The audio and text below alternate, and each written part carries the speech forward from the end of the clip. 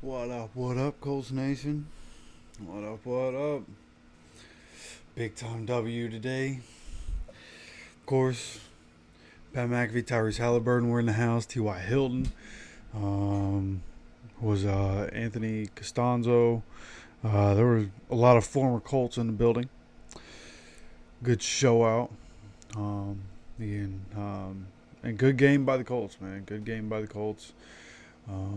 End up coming out with a W. Exactly what we needed. I want to chill here. Let people start coming in.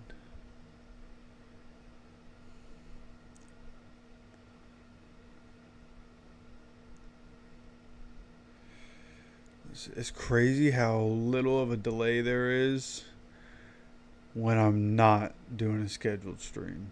Like as I sit here and look at it, like it's like a 2 or 3 second delay, like very short, maybe 5, but very short delay compared to when I schedule a stream out.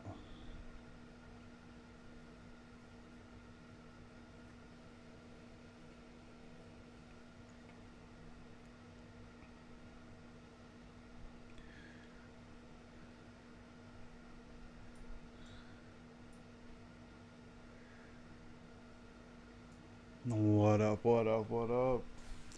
How's Sunday going? How you doing? I assume, Colts win. Probably doing alright right now.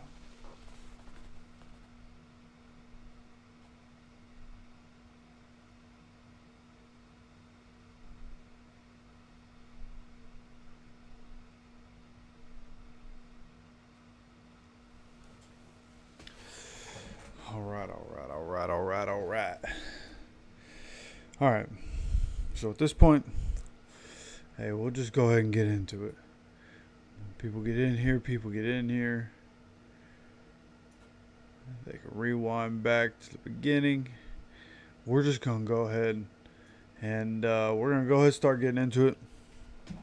So post game, after a huge Colts win, like week 3, it's hard to say week 3 it's really a must win, but like starting 0-3, you're putting yourself in a massive hole. With the other 14 games on the schedule, you're probably going to have to win 10 out of 14 in order to make it to the playoffs. So getting a win here in week 3, right, helps your chances, right? As you continue to go down the line, of course, you're going to have to continue to win games if you want to get in the playoffs. But being able to get in this position 1-2 instead of 0-3, good win. Any win's a good win. Being able to pull it out, it was obviously an ugly win, right? If you were able to actually watch the game, or even in looking at the stat sheets, like it was an ugly win. You look at, kind of the yards and some of this we're looking at together for the first time. Like the first downs in this game, 26-15, the Bears in favor there. They had 21 third downs. They were 9 for 21 on third down, which is kind of incredible. A lot of third downs. Defense was doing their thing today for all the talk about the defense over the first 2 weeks. Coming into a game against a Bears team that had struggled to really get going. They came in, did their thing, right? And the numbers aren't going to support that, right? 395 total yards. And, a lot of that was passing. 363 pass yards. They didn't really get much going on the ground, but Caleb Williams threw the ball 52 times, right? So they came into this game doing the opposite of what other teams were doing. And maybe that's because of their offensive line. They don't think that offensive. And I thought when they were running the ball, for the most part, they could have found some holes in the defense, but nonetheless, they decided not to run. Which was very interesting coming into this game. They let the rookie quarterback throw it 52 times and try to put it all on his shoulders. He ends up, again, 33 of 52, 363, 2 touchdowns, and 2 interceptions. Jalen Jones doing his thing, featured on the thumbnail, and doing his celebration. So I think overall, defense, when you look at if you look at the yards, like it doesn't look great, and it looks like, Caleb put up, crazy numbers and whatnot. Again, he had to throw 52 times. Defense got off the field a lot in this game. Yeah, huge dub today, bro. Huge dub today. Like, week 3 must win. We were able to get the job done, especially with the Texans losing. And you also had the Titans. They lost. They moved to 0-3. Jaguars. When did the Jaguars play? Gotta have the answer somewhere, right? Jaguars. Oh, they're the Monday game. Okay. So they're Monday Night Football against Buffalo. And they're what? 0-2. So, I mean, there's certainly a chance that the Jaguars end up 0-3. And if that's the case, like, again, great thing that the Colts were actually able to come up with a win today. Sorry, I lost my place here. Had to get back. But, yeah, coming away with a win is huge. One game behind the Texans. They have the tiebreaker. So, even if we have the same record, they'll own that tiebreaker unless we beat them in Houston later. Been holding that in. Just had to let it ride finally. Excuse me. But, yeah. Sitting here, and we've gone through, some of the stats. 63 total rush yards for the Bears. When you look at what the Colts were able to do, obviously, when we started running the ball, that's when we found more success. KT, what's going on, brother? Glad to see you in here. Glad to see you in the chat. Appreciate you stopping by. But when we started running in the second half, that's when we really started to find success. Obviously, Jonathan Taylor having another great game. Last game, it was 12 carries for 103, right? High efficiency. And then in this game, yeah, just like you're saying, Cy, it looks like JT might be back to 2021. That first touchdown by JT, that was vintage 2021 Jonathan Taylor. The way he was able to cut, the way in this game, some of the big runs he had, the way he's able to make it look like he's popping and trying to go inside just to set up a block and to set up somebody to come at him this way just so he can pop out and go to where he wants to go and have a huge hole, end up with a huge hole. Like, Jonathan Taylor is a one of one, and it seems like Jonathan Taylor's back to being Jonathan Taylor, which is great. Right, and that's one of the stories of this game, right? He's 23 carries, 110 yards, 2 touchdowns. It's a 4.8 average for him. So, all in all, Jonathan Taylor putting up numbers, 1 catch, 25 yards as well. And that screen pass that Jonathan Taylor had was huge in the game.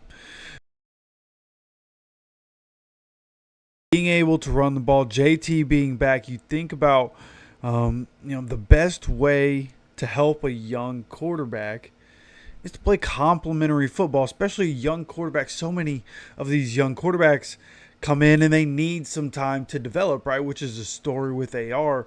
And of course, as we can see, he has to develop some things, and it's nothing that Lamar didn't have. Lamar had to work through a lot of the same things. Josh Allen had to work through a lot of the same things. There is an avenue for AR to get better. You just got to work on it. He's very young in his career. He didn't play as much in college as guys like Lamar Jackson, Josh Allen, Caleb Williams. And up to this point, right, was hurt most of his rookie season, so he's basically a rookie. So as we sit here, right, with the deficiencies from AR, you need guys like Jonathan Taylor to be able to step up and make some plays. You need to start using Anthony Richardson's legs more, which I thought we started doing a little bit in the second half. And he was running through some people. 8 carries, 24. Obviously, there's some kneel downs at the end that take some yards away. But nonetheless, he ends up with 8 carries altogether, 33 rushing attempts in this game. Again, a lot in the second half with Anthony Richardson struggling passing the ball in this game. He goes 10 for 20, 167, and 2 interceptions. Was sacked once. Just another game. This was his worst game as an NFL quarterback so far. And I just thought he is something that, and this is where we will actually go to Twitter from here. So during the stream, I had mentioned that Anthony Richardson, when he's overthrowing these, like, he's too amped up in the pocket, right? Like, quarterbacks, like, people talk about, Joe Burrow is always cool in the pocket, and when he's throwing, he's just so relaxed. There's some guys that have to put a lot into throwing the ball, like Patrick Mahomes. You see the torque that he gets on it. He's putting more of his body into a throw than a guy like Anthony Richardson is. So it looks crazy. So when Anthony Richardson's trying to do a thing that Patrick Mahomes would do, he's sailing passes because his arm strength is up there. Like he whips it. And obviously some of that is mechanical, and he needs to continue to work on that, obviously. But part of that is also just being too amped up. And I thought that it was interesting that after the game, I ended up seeing him mention that, right? He was asked I assume this was being asked by James Boyd, maybe not, but somebody asked Anthony Richardson, why he keeps missing so many simple passes. And he said, quote, "I don't know, man. I just got to settle down and just let the ball spin. I just got to give myself time and give myself some grace. I'm so hard on myself when I'm missing passes out there." So, and it's really the beginning of that, right? I just got to settle down and just let the ball spin. Like, yeah, he just got to settle down in the pocket. When he sees the open guy, like, that's the problem. He's missed so many open passes. I think he sees open guys, and in his mind, I think it's a mental thing where he has a quick panic moment and needs to get the ball out there quick, so he's gunning it out there when he just needs to take some off of it, right? And that's what we saw on the deep pass to AD in the game.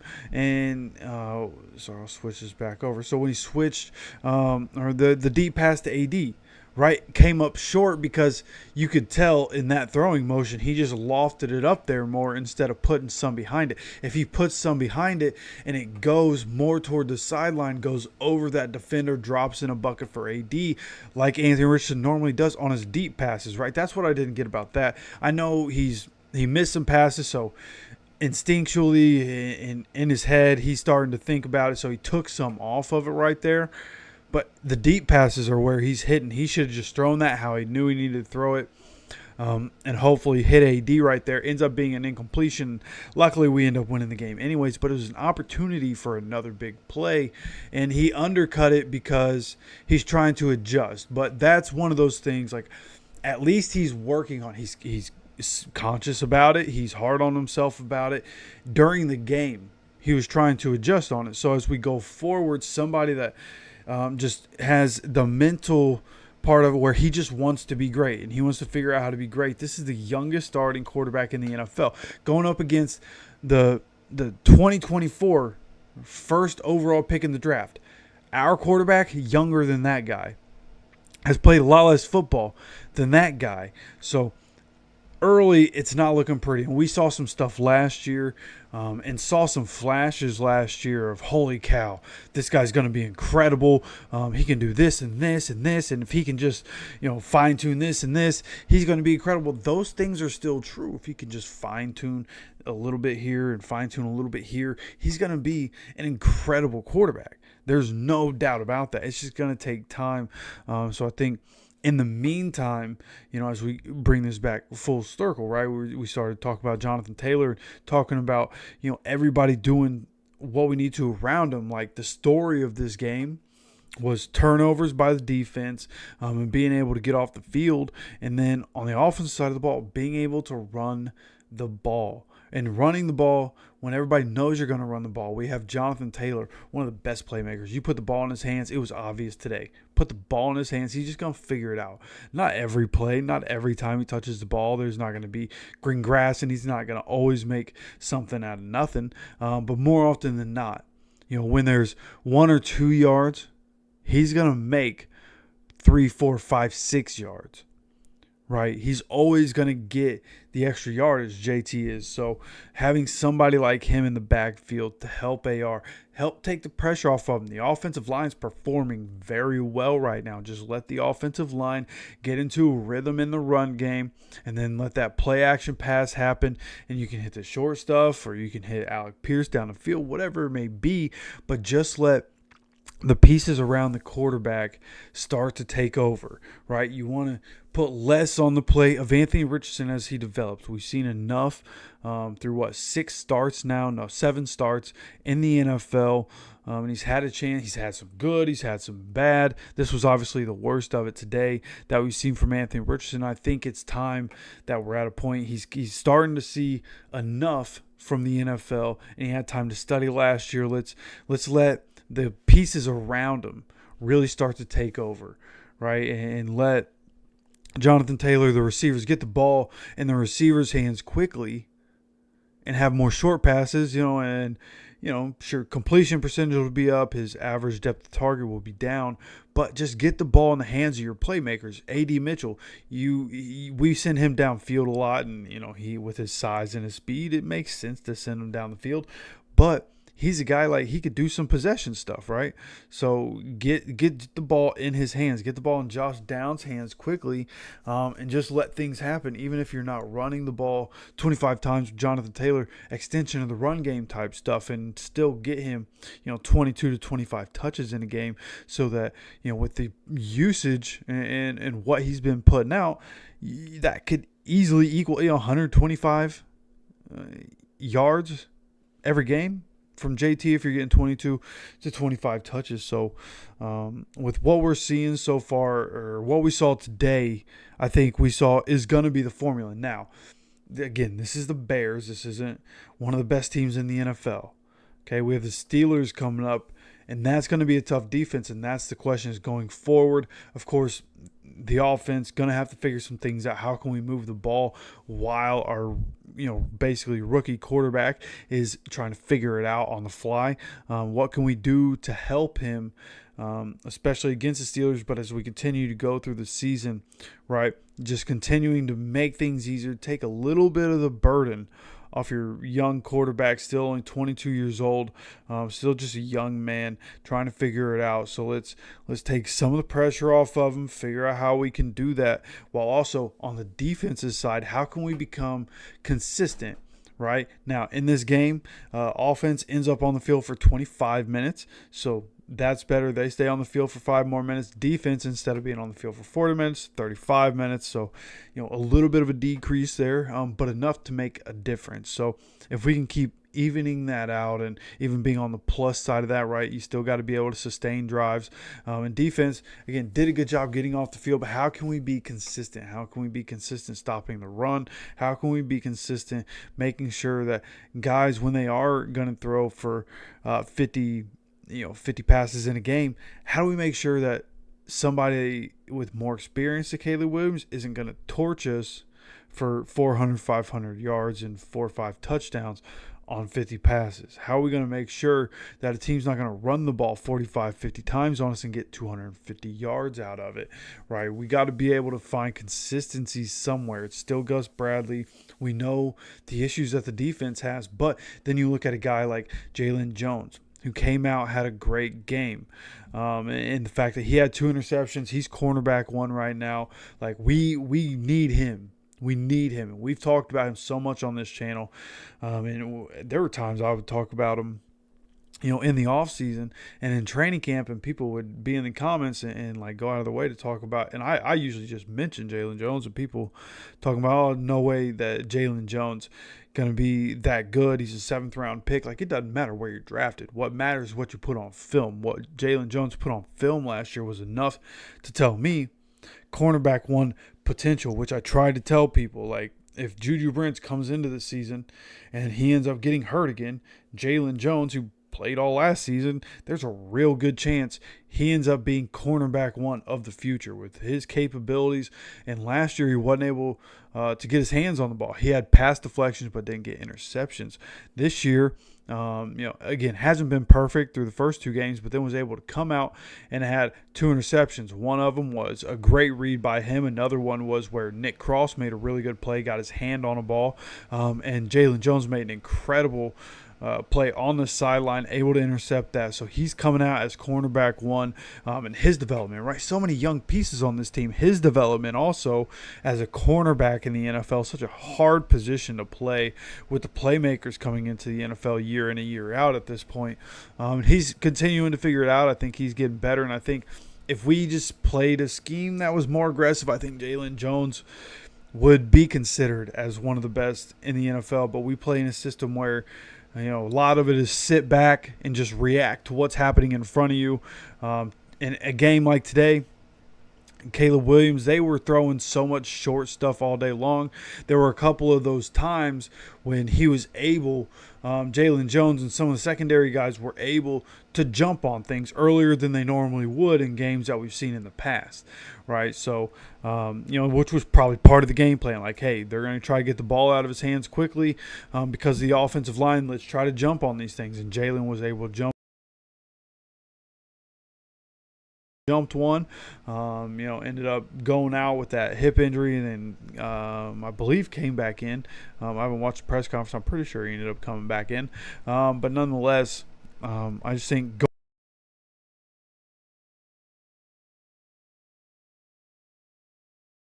give the offense extra possessions, right? You look through what was going on. First quarter was a wash. That was extremely boring.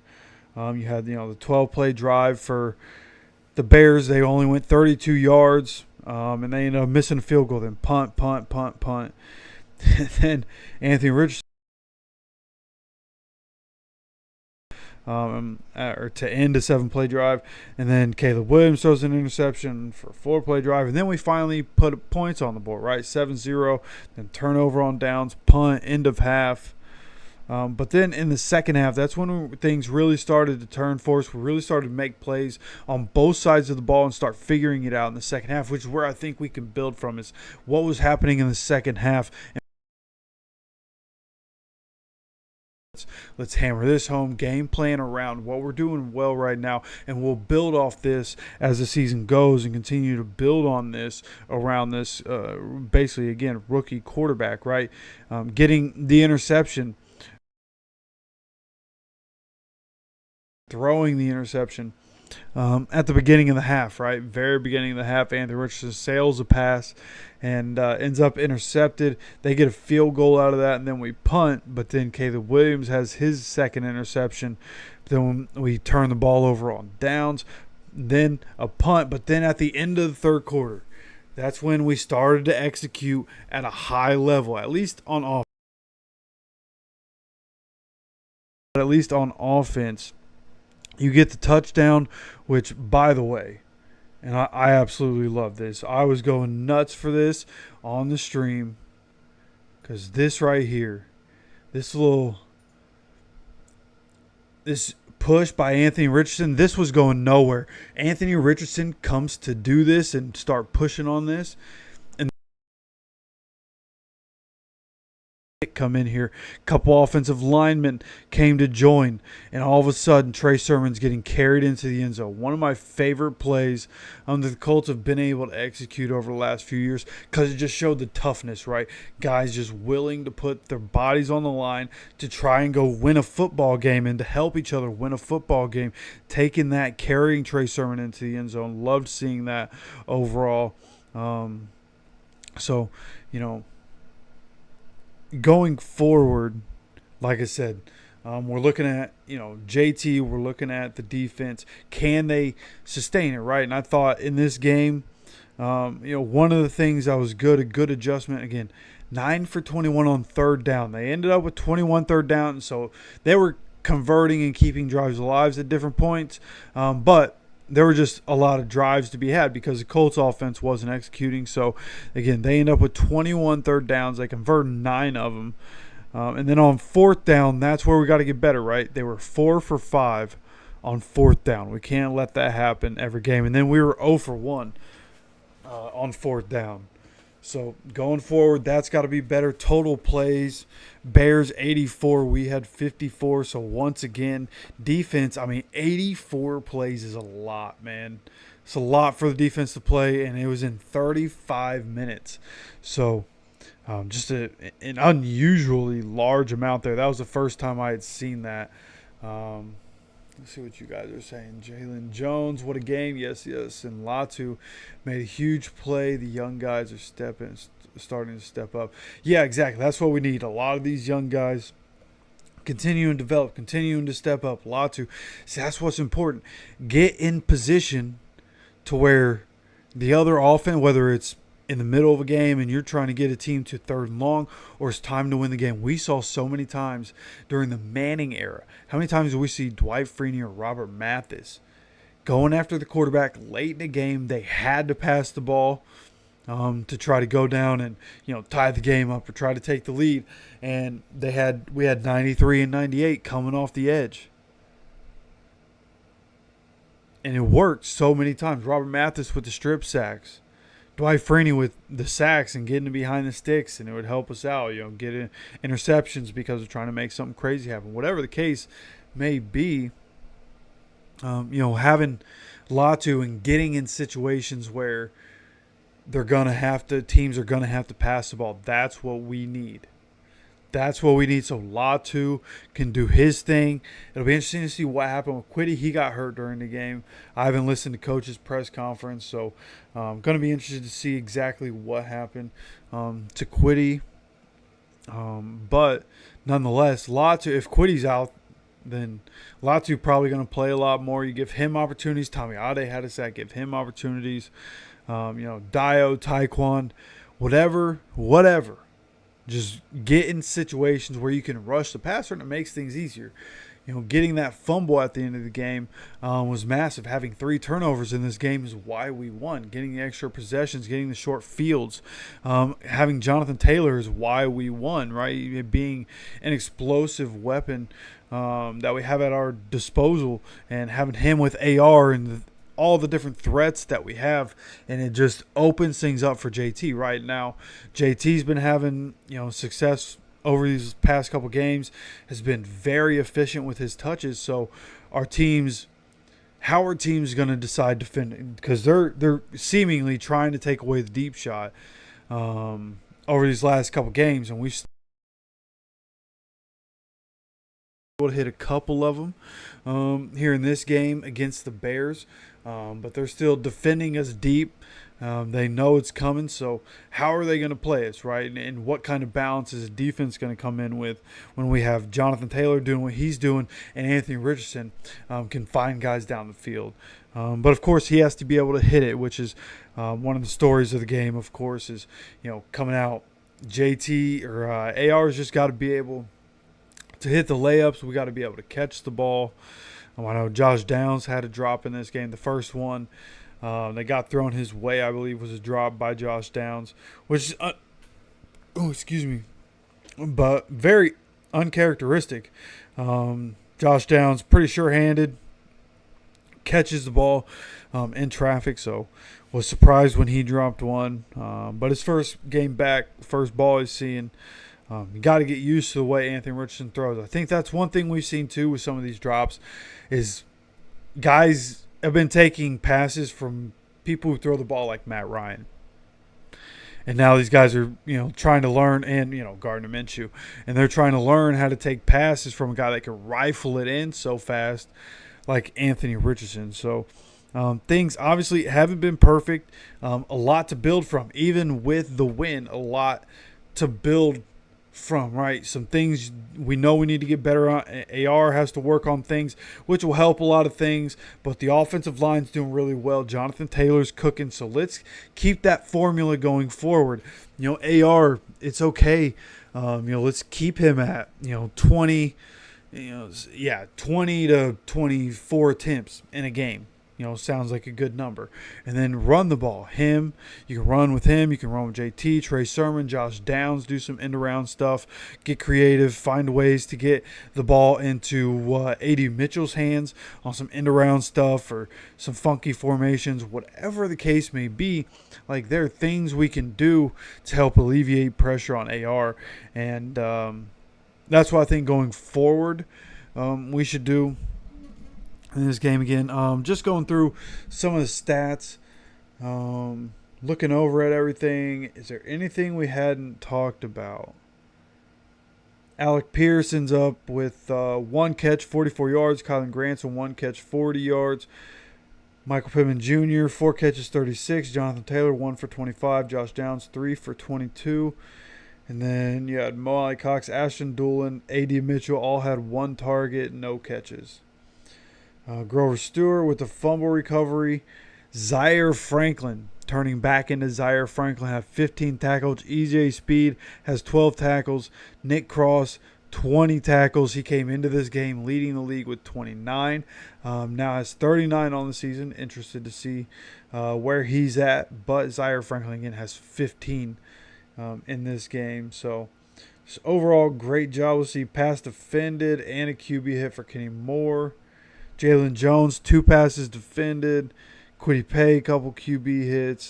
Just, again, overall, good job. Just a great day, right? Coming out with a W, just so relaxing. Victory Monday's about to feel so good. It's been, last week was stressful, man. Starting 0-2 after the expectations that we had. I'm not going to lie, like, as a diehard Colts fan, obviously making content, like going through all this stuff, having to rewatch the film and going over it, like, dude, I'm not going to lie to you, last week sucked. Leading up to this game, if we would have lost this game, it would have been bad news Bears, right? No pun intended, but bad news Bears. So glad we were able to come out with a win. See Buckner, yeah, that's what I was just about to say. Yeah, it's unfortunate. DeForest Buckner wasn't able to be here, and it's unfortunate we're not going to have him for a few games going forward. But when he does come back, he'll be fresh. So. Looking forward to him coming back. Need the defensive line to keep stepping up. We play Justin Fields in the Pittsburgh Steelers next week. They're going to be chasing him all around. It's going to be very difficult to stop that offense if we just let them start to run wild. That's what they're going to want to do. Just like everybody else except for the Bears has done. They're going to want to run, probably 45, 50 times next week. We can't let them. We just can't let them. At the end of the day, like Justin Fields had a good day passing today. You want to have Justin Fields passing the ball. That's the scouting report. Get them behind the sticks if they try to run the ball and make them pass the ball.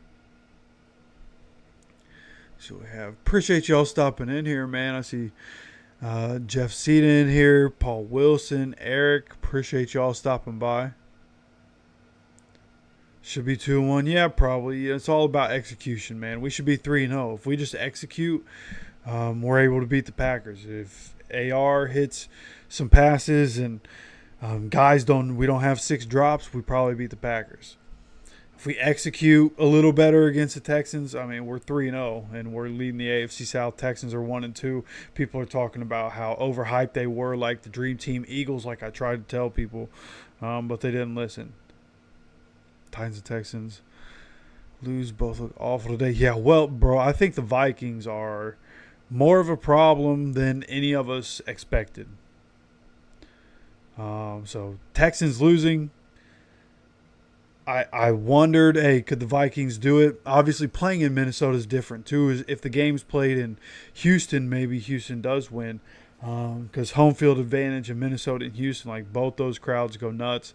But yeah, I think the Vikings are just a very good football team, man. Sam Darnold seemingly figured it out. Kevin O'Connell obviously does a great job with quarterbacks. What he was able to do with Josh Dobbs last year, and what he's doing with Sam Darnold right now. Like, with J.J. McCarthy coming in, they might actually be set for quite a while. And they haven't even – Addison hasn't even played this season, I don't think. He hadn't even been out there. It's just Jefferson and Jones tearing everybody up right now. Our line can run. JT is our ticket to sustainable drives. Yeah, 100%. Got to lean on JT. Yeah, it's really all it is, right? I felt like over the first 2 weeks, the guys were just more dejected. The effort wasn't there on both sides of the ball. So you just give more effort. Better execution, you work hard, good things happen, I think that point just kind of proves itself all the time in the world. So that's just what we got to keep doing. We got to keep working at getting better. He rolls out.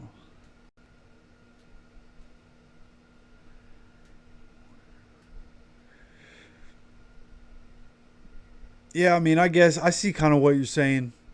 Um, Listen, I think Anthony's really good at pocket presence. He's really good at feeling the presence around him, good at stepping up, stepping into different spaces. He's not perfect. No quarterback's perfect in that way, but especially with people coming from behind him. But nonetheless, I think Anthony. Um,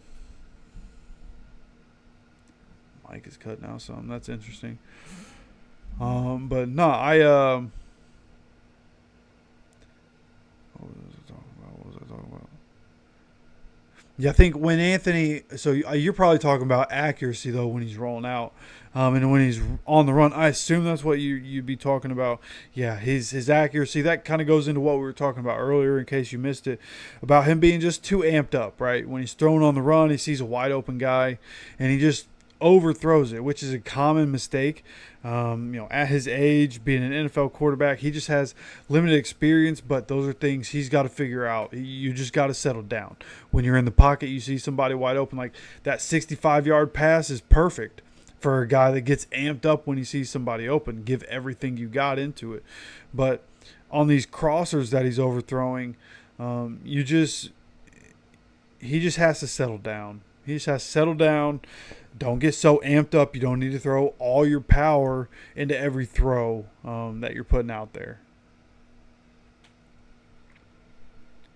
Yeah, I think we can compete in the South too. And I think the Texans have some injuries that they're dealing with, some pretty important injuries that I think have an effect on how they perform. So I do think they're a pretty good team. C.J. Stroud, I think, is a really good quarterback. But going forward, we'll see how they do.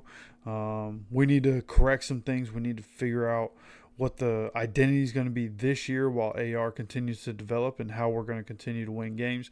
But I do think there's an avenue for us to compete in the AFC South. Oh, appreciate you, Eric. I do the best I can, man. I get as much info gathered as I possibly can so I can make a good assessment, as well as watching every single down of every single game, and going back, looking at the tape, having a good idea of who's on the field for how much, and, how getting a good idea of how both sides of the ball works, just trying to get the best in. This doesn't work. What I do doesn't work if I don't have good info. People don't want to go out of their way to try to find content where it's just normal every day. This is what I could hear anywhere else. I try, we do some of that. Of course, we just talk as Colts fans, but I try to interject, different things that I figure out, different things that I know into the conversation when we're talking about the Colts. So I appreciate you stopping by, man. Appreciate you for sure. Teacher to a Vikings fan, and I've been trash talking him all year. Yeah, I don't blame you, man. Vikings look for real. Yeah, I know. I know a few Vikings fans, and it's the same thing. I was talking trash. I thought they were going to decline, especially with Sam Darnold at quarterback. I thought it was going to be all bad. And here we are. Vikings, one of the most feared teams in the league right now, in my opinion. Pierce is a rocket. Yeah, Pierce has been good this year. Again, got the 44-yard catch. Was hoping he'd get more involved, but we're just not doing much in the pass game, right? 9 completions one game, 10 another. Had to throw the ball 34 times in the Packers game to get 17 completions. So just not doing much in the pass game, but Pierce doing his thing right now with the opportunities he's getting. If AR just improves little by little, he'll be dangerous. Yeah, a lot of up and downs, right? And I continue, and people will probably get worn out with me talking about, but like when you talk about AR and his development, right? The ups and downs, it's like, think about Josh Allen. Josh Allen at the beginning of his career, coming in from Wyoming, had plenty of things that needed to be worked on. It wasn't pretty the first year. And then, he still turns the ball over. He led the league with 18 interceptions last year. Josh Allen turns the ball over a lot. Still, there are things that Anthony's going to have to work on. You think about a guy like Lamar Jackson. Lamar Jackson, even though, 2 MVPs already at this point in his career, you think about when he first took over for Joe Flacco. And I think he played in 11 games, I believe it was. Maybe started 11 games. It was either started 10, played in 11, or started 11, played in 12, something like that. But Lamar, that season he went through a lot in that end of season with the Ravens. Obviously, with the quarterback change, it was a team around him that wasn't incredible. Defense was doing their thing, but the offensive pieces, even still to this day, they've done a good job building around Lamar on the offense, but it's still a work in progress. Now they have to revamp the offensive line there in Baltimore. But really what the point is that everybody going into the season where Lamar was going to be a full-time starter was like, this is never going to work. Lamar has these deficiencies passing, and the last that we had seen of Lamar, he was still overthrowing guys. He was sailing passes. There were some bad interceptions. There was some, the way he would hold on to the ball, and he was a little loose with it, and they lost some possessions there. So it wasn't perfect for Lamar Jackson. Goes through the offseason, works on what he needs to work on, comes back, and in the first game, give him Hollywood Brown on the offense. The first game of his first season as a full-time starter where he won MVP. It was like 350 yards and 5 touchdowns. I know for sure 5 touchdowns in that first game where he had 36 touchdowns throughout that entire season passing the ball. That was just passing. Pretty sure he went over 1,000 yards rushing too. So, and we don't really use Anthony's legs like that. At some point, I hope we do, and we can figure out a way to get Anthony to be like that. Maybe Lamar's just a better running quarterback. But I just bring Josh Allen and Lamar up in their situations because I think people need to relax when it comes to AR. Like, AR has some things that he's going to have to work on. We knew it coming in. And he's technically in his second season, and people, as Colts fans, we're getting tired of waiting. We haven't been to playoffs in a while. We're getting tired of waiting, but he's basically a rookie, man. We just got to pump the brakes. We got to let him develop. The team has to perform around him so we can continue to win games and figure out a way. And with him being accountable, like you hear his post-game speech and what he said, he's accountable. He knows he needs to be better for the team, and he mentioned as much. So with his accountability, his drive to be great, I feel comfortable with AR for the future. It's, again, like Paul said, man, it's going to be ups and downs. It's going to be some rocky roads. It's just what it's going to be, man. He's the youngest starting quarterback in the NFL. But by the end of it, we going to be all right, man. We going to be all right. Andrew Luck made some boneheaded mistakes early part of his career too, man. He's not innocent either. Okay, these kinds of things happen. But all in all, again, I think at the end of the day, when it's all said and done, I think he's going to be great. We just got to give him time.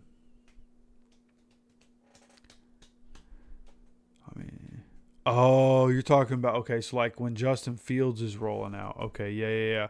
And I feel like today we did a good job of that, right? The first 2 games, there was a common theme with both teams trying to get to the outside, running on the outside, but also, right, if the quarterback gets to the outside, that is also a problem. So I thought we did a good job today. Defense did a good job defending both the runners and Caleb Williams when he was trying to go side to side, screen passes. We're forcing everything to the sideline, everything going east and west instead of north and south, right? There were a couple of times where DeAndre Swift was going east and west and would just make a cut and found a couple yards going north and south. But for the most part, defense did a really good job and has adjusted really well over the first 2 games to teams trying to go to the outside. Now, we saw part of that in the second half of the Packers game. They were trying to run to the outside, had much less success I mean, much less success in the second half running to the outside. And I think we were able to do that today. So that's my hope going into the Steelers game, is that with the adjustments that we've made and we've cleaned up that part of the defense, that, hey, maybe, it will limit what Justin Fields can do. Now, if there are any openings as he drops back, if there are openings in the middle, then he'll take off and he'll take what the defense gives him, and he'll rip off 6, 7, 8 yards real quick. All right, Justin Fields perfectly fine with that. So it's going to be a challenge for sure, whatever he wants to do. But I think the defense, the adjustments that we've had, kind of are better for a guy like Justin Fields, who can roll out, get out of the pocket, and make plays on the edge. I think we've played a lot better going sideline to sideline over the last game and a half. He isn't planting his feet. He fixes. Look out. Right, yeah, exactly. And that's kind of what I'm talking about with being like, when he's relaxed in the pocket, he makes good throws. He just got to be relaxed and on his feet. Now, also, there's the old cliche, but it's cliche because it's true. Like, point that front, keep that front foot planted, pointed exactly where you want to throw the ball. And like you said, just planting his feet, mechanics. It's all. A lot of what he needs to work on is mechanical, but also settling down in the pocket. Just relax. We've seen some accurate throws from him. We've seen some really accurate throws from him. But it's just too often where he sees the open guy and he thinks he needs to get it in there so fast, so he rockets it, and it's inaccurate, right? Like that one to Josh Downs on the sideline. That was going to be an easy first down, and it's literally maybe 10 feet over Josh Downs' head. I'm saying, pump the brakes on AR. Like, AR, bro, please pump the brakes, settle down a little. You're fine. Offensive line's giving you protection, man. Please settle down, set your feet, keep your mechanics in mind. And again, this might be something that, as you go through the season, kind of hard to work on. Might be more, work on it in the offseason. Just go stupid hard in the offseason. Right, because, AR didn't have a whole lot of training before minicamp started, right, in the offseason. So it'll benefit AR to get the reps that he's going to get this season, and no matter how up and down it could be, it'll benefit him to get those reps. And then when you look into the on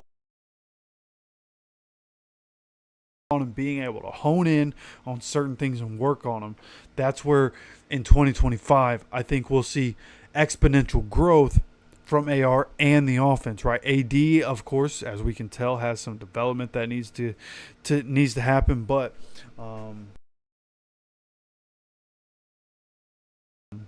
things will work out for us.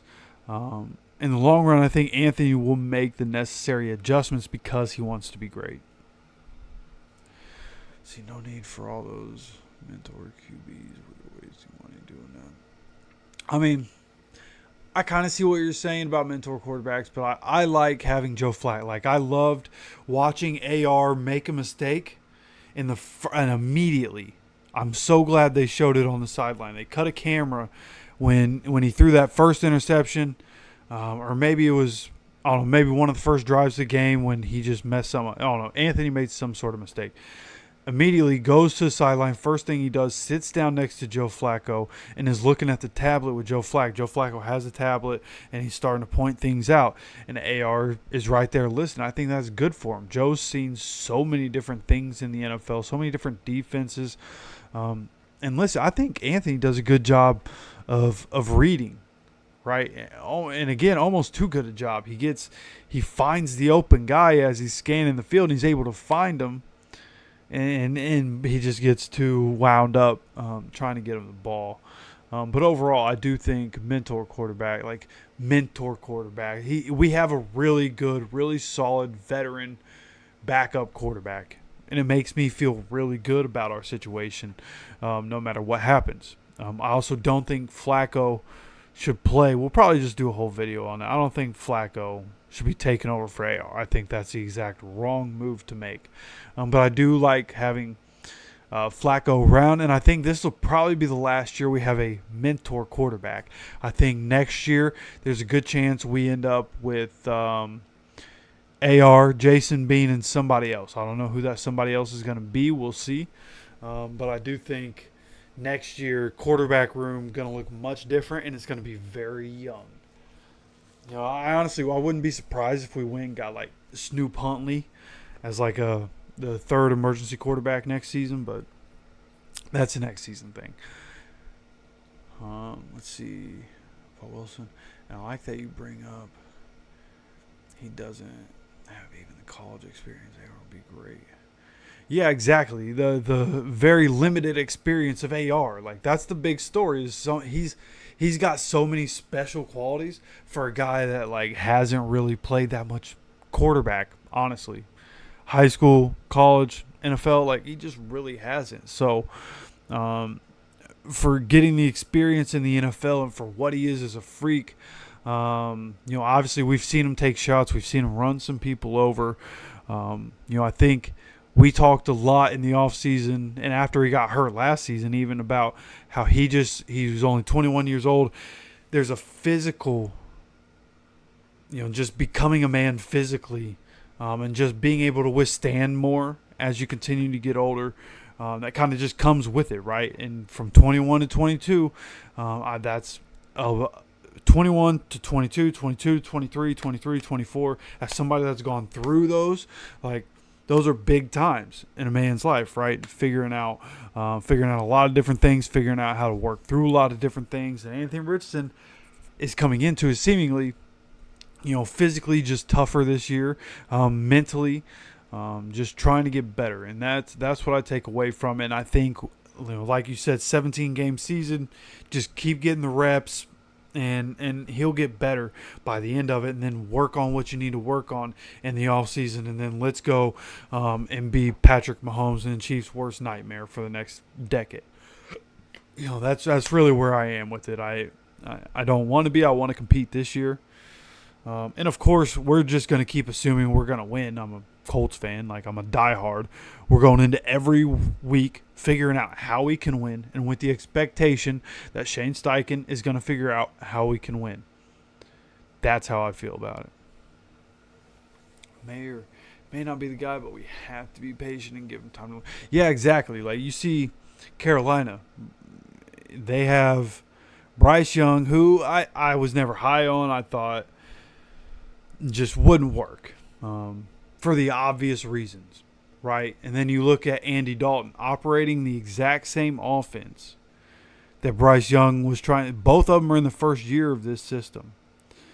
And obviously Anthony Dalton's been in the league. He's seen a lot of different defenses. Let me just this game might actually be over now. Oh, my goodness. The Rams are about to beat the Niners.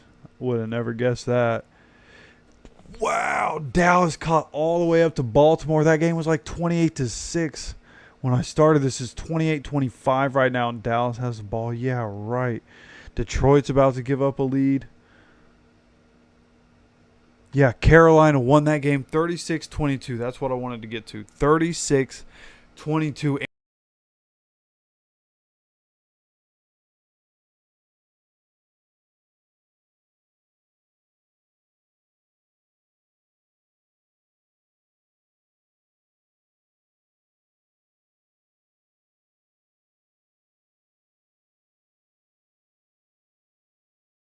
A chance for Bryce Young to go back and learn, but it's also going to damage him, in my opinion, at least for a long time. Is anybody else having issues hearing me?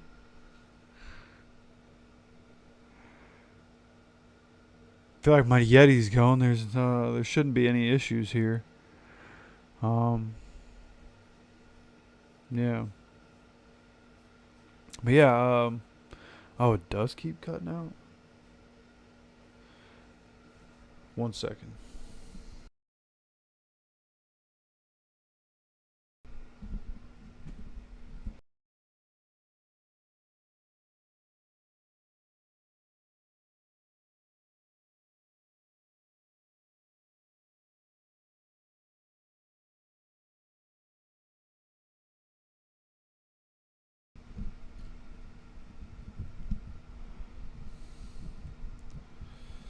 tight.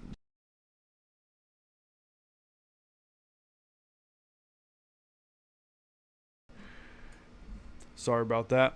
But yeah, just with Bryce Young, just comparing situations, right? You take Bryce Young out, he might never recover. And we see this so often, turning away from rookie, even though the Panthers are saying we'll go back to him later in the season. We just think he needs to, sit behind and watch for a little while. Whatever the case, when you really look at it, like Bryce Young could be damaged forever. If you take Anthony Richardson, I hated that they even brought that up on the broadcast. If you take Anthony Richardson out when he's struggling like that, Paul, appreciate you stopping by, brother. But when you see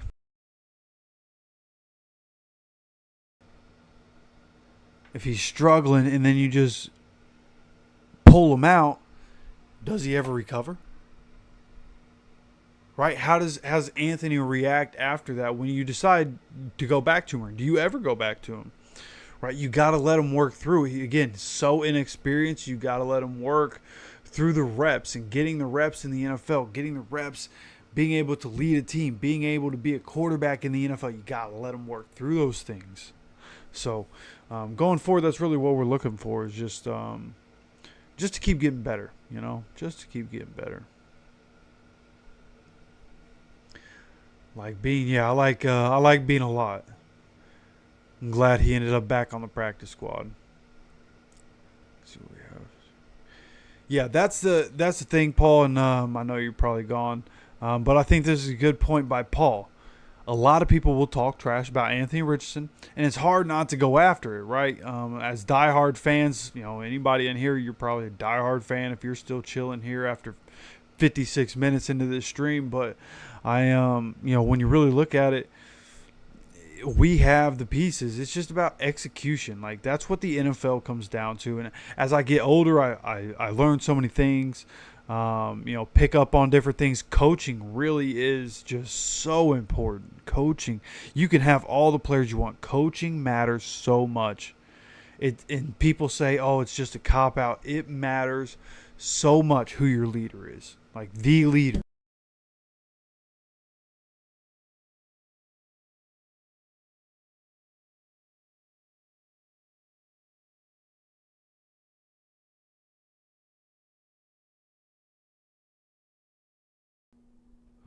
There we go.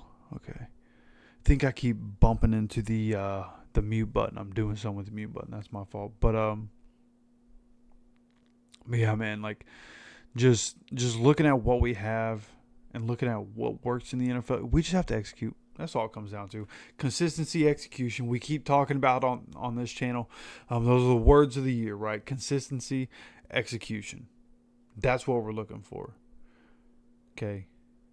Whether it's from the Colts or whether it's from our lives. That's what we preach here. Consistency, execution. Something we work on here every day. Something I hope Colts are working on every day and they're building, and I assume they're working on consistency and execution. I don't know how many more times I need to say it just so we all understand, but consistency and execution is the way of the future for this young team. Very young team still. Still a very young team. A lot of young pieces. So just got to continue to develop these guys, get them to grow, and continue to adjust however we need to continue to win games. Also record for interception season for a rookie. Exactly, man. And it's almost a cliche to bring up the Peyton rookie year at this point, but it's so true. Right? Like, I mean, 28 interceptions as a rookie, bro. Like, how I think what he had 16 in the first half of that season. Like, imagine not pulling that quarterback out. Team, goes 3-13, 28 interceptions. They could have easily said, you know what, we should probably just go ahead and draft another quarterback, see if that works.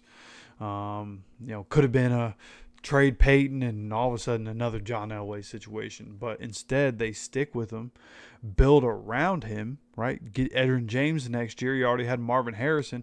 All of a sudden, he's got some weapons, starting to build up the offensive line. Bill Polian, being a Hall of Fame GM that he is, builds up around his quarterback. And all of a sudden, they go from 3-13 to 13-3, right? I'm pretty sure that's what that was. So it's just gotta believe. You gotta continue to coach. You gotta continue to develop. That's the job of these guys. What they get paid millions of dollars to do.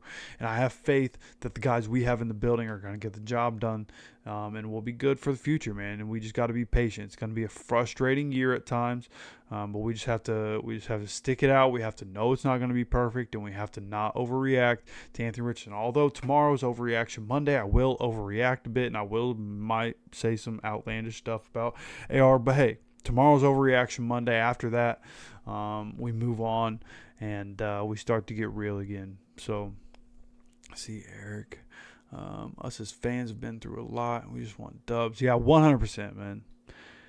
Been so long since we made the playoffs.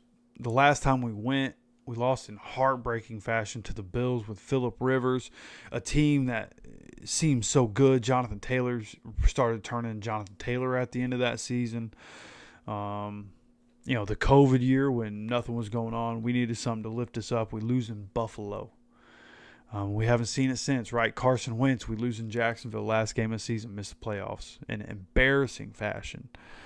And then the 2022 season happens. And that was that whole season embarrassing, right? 33-0. I mean, just everything about that season was tough. Of course. And then, you turn to 2023. Going into the last game, 8-8. Texans 8-8. Game in Lucas Oil Stadium. Chance to win the division, go to the playoffs, and we lose again last week of the season to miss out on the playoffs. It's been tough, man. Andrew Luck's even goes back further than that, doesn't it? Andrew Luck's injury, him sitting out, and then Andrew Luck coming back. We go 1-5. It looks like, oh my gosh, Andrew Luck's cooked, and then all of a sudden we make the playoffs, go to Houston in the first round of the playoffs, 21-0, and then we lose and get demolished in the second round of the playoffs. So, and then since then, right, Andrew Luck retires, Jacoby Brissett, Phillip Rivers. It has been tough. It has been tough. Yeah, it's been tough. I was about to say some stuff, and then I started thinking, man, Lions fans and Browns fans have been through a lot as fans, and they're still fans. So I'll be here. I'll always be here for the Colts. And I think this regime's going to figure it out. I think this quarterback's going to figure it out. And I feel good about us going into the future, man. But like I said, tomorrow's Overreaction Monday. We'll have something tomorrow, and we'll see. I had other plans for content, but this game kind of changes some things and might still talk about it, and might just kind of change the direction on how I was going to go about it, because I still kind of feel the same way. But either way, just know I have ideas for content, So there's plenty of content coming out. We will not be live for the game next Sunday because I'll be at the game. I'll be in Indy next week. I'll be at the game. I'm going to try to make sure I have content next Friday. Not sure about Saturday. Not sure how the whole content thing is going to work. With me going to Indiana, it's a family reunion. Got to see people. I'm only there for a couple days. So got a lot planned. Not sure what the content's going to be like. But when I get back, it's boom, full steam ahead, and we're going. And throughout this week, I'm going to be pumping out content. So just, again, make sure you're subscribed with notifications on. Make sure you get notified anytime we have any content, anytime we go live, whatever the case may be. Appreciate you guys so much for coming here, stopping by. Shout out to the Colts. Victory Monday, about to feel real good. And I can't wait. First win of the year. We're officially 1-2. Pittsburgh Steelers coming to Lucas Oil Stadium next Sunday. Again, appreciate you guys so much for coming and hanging out. And as always, take care of yourself, take care of each other, and go Colts.